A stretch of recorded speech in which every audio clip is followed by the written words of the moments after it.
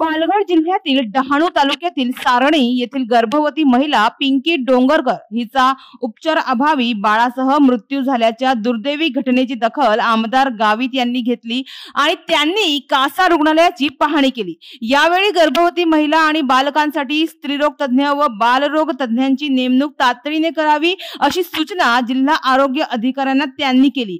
तसेच कुपोषण, रक्तसाठा आणि औषध साठ्यांबाबत माहितीही त्यांनी घेतली। परंतु नागरिकांच्या मते हे फक्त दिखाव्यापुरती आहे असं नागरिकांचं म्हणणं आहे। अशा घटना घडल्यानंतरच लोकप्रतिनिधी जागे होतात, मात्र आश्वासनांची अंमलबजावणी होत नाही। याआधी पालघरचे खासदार डॉक्टर हेमंत सवरा यांनीही 100 खाटांचे अद्ययावत रुग्णालय मंजूर करण्याचे आश्वासन दिले होते, मात्र त्याची अंमलबजावणी आज तगायत झाली नसल्याने नागरिकांमध्ये एकंदरीत नाराजीच आहे।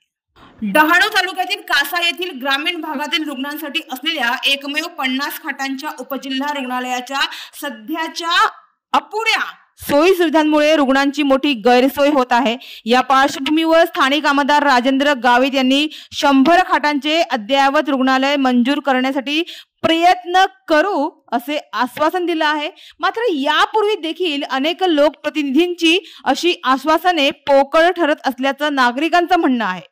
एकंदरीत नागरिकांमध्ये अशा खोट्या कामचुकारपणा करणाऱ्या, जबाबदारीचे 3-13 करणाऱ्या लोकप्रतिनिधींवर आता विश्वासच राहिला नाही असंच दिसत आहे।